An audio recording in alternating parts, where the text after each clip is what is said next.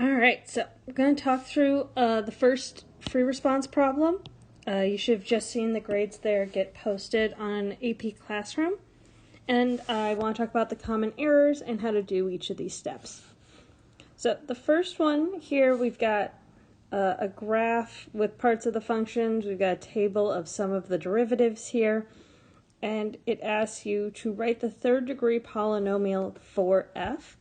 Some of you weren't reading this quite carefully. It's asking for the whole polynomial, not just the term. So if it's looking for the third degree polynomial, you're going to want to do all the terms up to there. So we're going to have all three of these terms. The first two we're going to use the graph to find. So the first one here, f, the zeroth derivative is just whatever f of x is. So if you look at the table here, f of x is this point right here, so then it's just 3.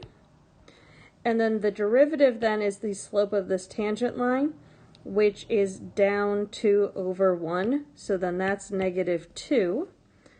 The other two are going to come from this table here. The second derivative is 3. So we can replace that. And the third derivative is negative 23 over 2. And so there's our coefficients, and then we can just take these fractions and simplify them all the way through. So correcting just that small little mistake I had when I was writing, we get our third degree polynomial is 3 minus 2x plus 3 over 2x squared minus 23 over 12x to the third, and you would get, this is worth 2 points, you got half credit if you got 2 of them right. So then for those of you who just did that third term, that's only 1 term, so you didn't get any points for that. So this is one of those free responses where they definitely build on each other, so I just wrote down the answer for A here. Because here it says, what are the first 3 non-zero terms of the Maclaurin series for e to the x? And this is one of those ones that I just recommend that you write. So e to the x, the first 3 terms are 1 plus x squared over 2. If you remember, and you didn't have to write this, is that e to the x is x to the n over n factorial. All it wanted you to do is write these first 3 terms, so you got 1 point just for doing that correctly. And then you find the second degree Taylor polynomial for e to the x times f of x. So the way I treated it was just like a distribution problem. And I've only written them out to the x squared because that's all it's asking for is this. So the first thing I'm going to do is find my constant term, which is just 1 times 3. My first degree terms are going to be a combination of either 1 times negative 2x or x times 3. That's the only way to make a first degree term. And then lastly, our ways to make a second degree term, we can either multiply x times negative 2x, or we can multiply the quadratic terms by the constant terms. I know it's getting a little bit messy, but those are going to be our 3 possible second degree terms. And from there, it's just a bit of simplifying, and that's how we get the final answer, 3 plus x squared. There. Moving on to part C.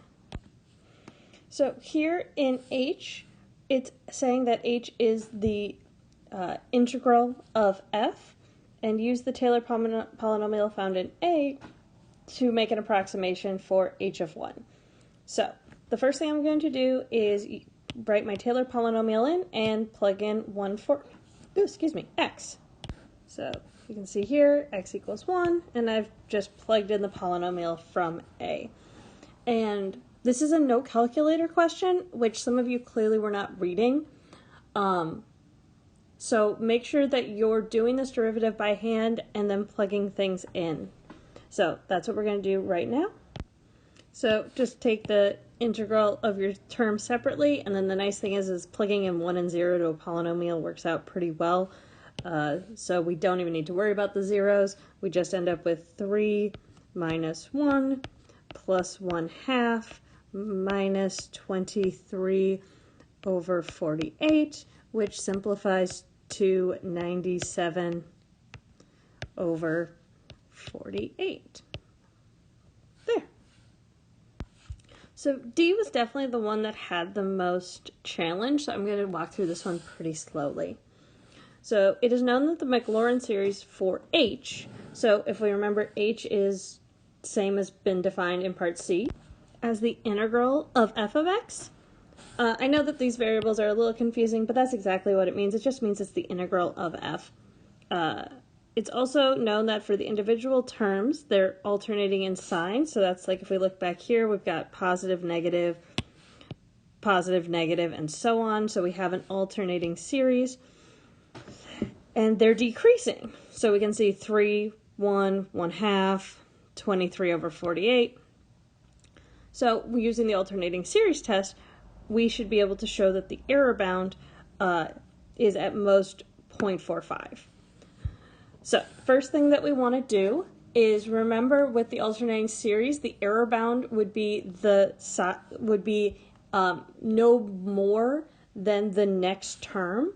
So if you remember, our last term was the third degree, so the next omitted term would be the fourth degree.